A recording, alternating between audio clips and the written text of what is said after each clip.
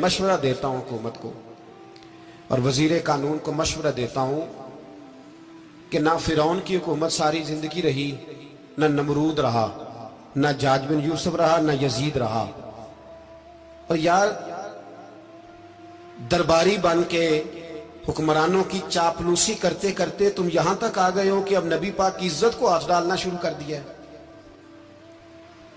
और आप यकीन करें सियासी जमातों का इतना बुरा हाल है कि इनके लीडर के बारे में कोई बात करे तो पागल हो जाते हैं ये एहतजाज कर करके। और उसने डायरेक्ट कह दिया कि खत्म नबूवत का मसला ही कोई नहीं, जो दीन की बुनियाद है, किसी को परवाह नहीं। मुझे तो उन लोगों की फिक्र हो रही है जिन लोगों ने इन्हें वोट दिए हैं, वो अल्लाह को क्या जवाब देंगे। और ये अल्लाह माशाल्लाह सारी सियासी जमातें इस तरह की। और मेरा वजीर कानून साहब को भी मशवरा है कि जिंदगी बड़ी थोड़ी है, बड़ी थोड़ी। अल्लाह सबको माफ करता है, अपने रसूल के गद्दारों को माफ नहीं करता। और यहां तुम्हारी गाड़ियों पे झंडे लगे हुए हैं, वहां भी तुम्हारे झंडे लगेंगे, पर इसलिए लगेंगे कि ये गद्दार है नामूसे रिसालत के। ये झंडे लगेंगे। शर्म करो और डर जाओ, बस कर दो। तुम्हारे मुंह में अब दांत पूरे नहीं रहे। कोई शुगर का मरीज है तो कोई ब्लड प्रेशर का, तो कोई हार्ट का, तो कोई कैंसर का। शर्म करो और अपनी कब्र की भी थोड़ी सी फिक्र करो। बताओ पाकिस्तान के कितने सदर गुजरे, वजीर आजम गुजरे, तो उनकी कब्रें कहां हैं? कोई जाता है उनकी कब्रों पे? किसी को खबर है? क्यों अपने लिए जहन्नम इकट्ठी करते? सारा कुछ दुनियादारी रह गई है, सारा कुछ सिर्फ यही रह गया। हजरत अबू बकर सरदार थे, हजरत उमर सरदार थे कबीले, हजरत उस्मान सरदार थे। उन्होंने सरदारियों को ठोकर मार के रसूलुल्लाह के कदमों में बैठना पसंद किया। सरदारियां छोड़ के गुलाम बन गए। तुम सरदारियां बचाने के लिए रसूलुल्लाह की गद्दारी करते हो, शर्म नहीं आती। और काम शिकवा है मुझे इन लोगों से जो मौलवी तो कह देते हैं तू सियासत न कर, और किसी सियासतदान को मना नहीं करते कि जब तुझे सूरत फातिहा भी नहीं आती तो तुझे किसने इजाजत दी है इतनी बड़ी बात। और मैंने पिछले से पिछले जुम्मे भी कहा था, फिर कहता हूं और ऑन दी रिकॉर्ड कहता हूं, मरज़ई कल भी काफिर थे, आज भी काफिर और कयामत तक। और जो उनके कुफर में शक करे वो भी, और पक्का बेईमान है, काफिर है। वो वजीर कानून हो या सुबाई हो या विफाकी हो, मन शक्का फी कुफर ही फकत कफर। जो मरज़ई के कुफर में शक करे वो भी काफिर है। हमारे रसूल आखिरी रसूल है। हम किसी को ये इजाजत नहीं देंगे कि वो खत्म नबूवत में रखड़ा डालने की कोशिश करे। हम किसी को ये इजाजत है। और तुमने कौम को लूटा, लूटते रहो, अब ईमान पे डाके तो ना डालो। तुम्हें दौलत लूट के पेट नहीं भरा, अब ईमान लूटना शुरू कर लिया। तुम्हारा फैक्ट्रियां लूटकर, कौमी खजाना लूटकर पेट नहीं भरा। बेईमानो, अब दीन बेचकर अपनी हुकूमतें पक्की करोगे। और वो लोग भी तैयार हो जाएं जो इन बेईमानों को मुंतखब करते हैं, उनसे भी सवाल करेगा खत्म नबूवत का मौजू कयामत के दिन कि तुम बताओ। इनको सपोर्ट करते थे जो रसूलुल्लाह सल्लल्लाहु अलैहि वसल्लम के बाद भी किसी नबी को नबी मानना दुरुस्त जानते थे। शर्म आनी चाहिए, ख्याल होना चाहिए। और मैंने कहा कि हमारा दिल नहीं चाहता, आप यकीन करें। हमें शौक है जुलूस निकालने का, तुम्हारे खिलाफ बातें करने का। तुमने रोज थर्मामीटर निकाला होता है, चेक करते हो कि ईमान कितना है कितना नहीं है। ये पाकिस्तान अगर सूबा सिंध है तो हजरत अब्दुल्ला शाह गाजी का है, अगर बलोचिस्तान है तो हजरत बाबा अब्दुल रहमान का है, और अगर पेशावर है तो वो सूफिया का है, और अगर ये धरती पंजाब है तो ये दाता अली अजमेरी की है, ये बाबा फरीदुद्दीन की है।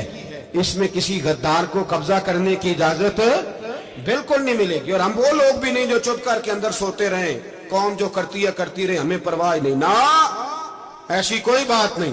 कोई बंदा ना समझे कि इन्हें होश नहीं, इन्हें पता नहीं, हमें सारा कुछ ही आता है। फिर अगर कल को कोई मुमताज कादरी पैदा हो गया तो शिकवा ना करना। कल को कोई फिर से आमर चीमा निकल आया तो शिकायत ना करना, याद रखना।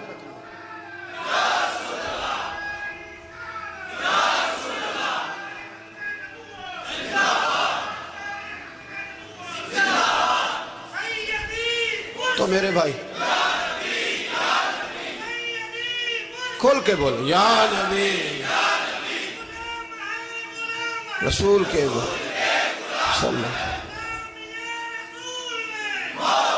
تو یہ مشورہ ہے.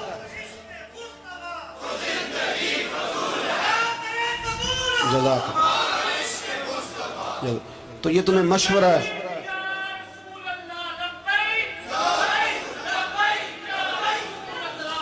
میری بات سنیں، یاد رکھیں، یہ لوگ بعد میں پچھتاتے ہیں، پھر مناظرے کراتے پھرتے ہیں، اس نے صحیح کیا کہ غلط کیا، پھر انہیں ہوش آتی ہے بعد میں، پھر ان کے ہواری نکل نکل کے میدانوں میں دلیلیں دیتے ہیں. اس لیے ہمارا مشورہ ہے انہیں کہ یہ اپنی حد میں رہیں، اور جو کام تمہارے ذمہ، میں نے کہا نا تم نے بڑا لوٹا، یہ قوم روز تمہیں موقع دیتی ہے لوٹنے کا، یہ موقع دیتی ہے، تو تم نے دولت لوٹ کے پیٹ نہیں بھرے، اب ایمان لوٹنے کے چکر میں آ گئے ہو. یاد رکھو، مسلمان گناہگار ہیں، غدار نہیں ہے. تمہیں دولت لوٹنے کا تو شاید موقع مل گیا ہے، پر ایمان لوٹنے کا موقع نہیں ملے گا. تو اس لیے اس کو لگام دو. اور ویسے بھی کتا جو پالتو ہوتا ہے نا، اس کو گھر کے اندر سنگلی سے باندھ کے رکھنا چاہیے. یہ تمہارے بوٹ چاٹتے ہیں، بھونکتے ہیں، تمہارے حق میں وزارتیں لیتے ہیں. ہم نے تو کوئی وزارت نہیں لی تم سے، اور نہ ہمیں شوق ہے اس لیے کہ ممبری کیا کرنی ہے جس کو ممبر رسول عطا کر دیا جائے. اس نے کیا کرنی ہے یہ ممبریاں جس کو پکا پکا ممبر رسول دے دیا جائے. تو اس لیے اس سے باہر آؤ. میں نے کہا بڑے بڑے نمرود، فرعون، قارون دفن ہے، تمہارا بھی نام تک نہیں ہوگا، بالکل نام نہیں ہوگا. اس لیے ہمارا مشورہ، اور آپ لوگ بھی آئیں نا یہ اگلے سال، تو ان کو کھڑا کر کے پوچھ لینا، اسلامی جمہوریہ پاکستان کا تم نے ایم پی ایم نے بننا ہے، پہلا کلمہ ہی صحیح سنا دو. چلو خدا کا واسطہ یہی بتا دو کہ تمہیں نماز بھی ڈھب سے آتی ہے کہ نہیں. اور آپ کی موج ہے، آپ بٹھا لیتے ہیں سر پہ، کیا کرے، سمجھانے والے مفت گناہگار ہو گئے اور بہکانے والے سب تمہارے یار ہو گئے. اس لیے یہ چھیڑتے ہیں جان بوجھ کے. اور پھر جب کوئی ممتاز قادری علیہ رحمہ پیدا ہوتے ہیں، پھر انہیں دشواری ہوتی ہے، پھر ان کا جینا مشکل ہو جاتا ہے. یہ موقع دیتے ہیں، پتہ نہیں کس کے ایجنڈے پہ عمل کر رہے ہیں. میرا سوال یہ ہے، میں نے پچھلے جمعے پھر میرا سوال ہے کہ میں پوچھتا ہوں، اس آدمی کو ضرورت کیا ہے ختم نبوت پر بات کرنے کی؟ جب امت مسلمہ کے متفق کا فیصلہ ہے کہ مرزائی کافر، اسمبلی نے بل پاس کر دیا کہ مرزائی، ان کو اقلیت قرار دے دیا، اور جب سے وہ اقلیت بنے، نہ ہم نے ان کی عبادت گاہ جلائی، نہ ہم نے ان کو قبروں سے نکالا، نہ ہم نے، بس ٹھیک ہے جیسے عیسائی رہتے ہیں، یہودی سے کس ملک میں رہتے ہیں وہ بھی رہے، اقلیت بن کرے، کوئی اعتراض. پر تم انہیں کھینچ کھونچ کے کیوں قریب کرتے ہو؟ تمہارا کیا جرانہ ہے ان کے ساتھ؟ بتاؤ تو صحیح. ان لوگوں سے ان کو چاہیے اپنے منہ میں لگام ڈالیں، اور اگر نہیں ڈالیں گے پھر انشاءاللہ ڈالی جائے گی، اور بڑی تگڑی ڈلے گی، اور پھر ایسی ڈلے گی، ایسی ڈلے گی. سلمان تاثیر جب مرا تھا نا، تو 5-5 لاکھ روپیہ مولویوں کو آفر کی جنازہ پڑھاؤ. 5-5 لاکھ روپیہ چھوٹے چھوٹے مولویوں کو.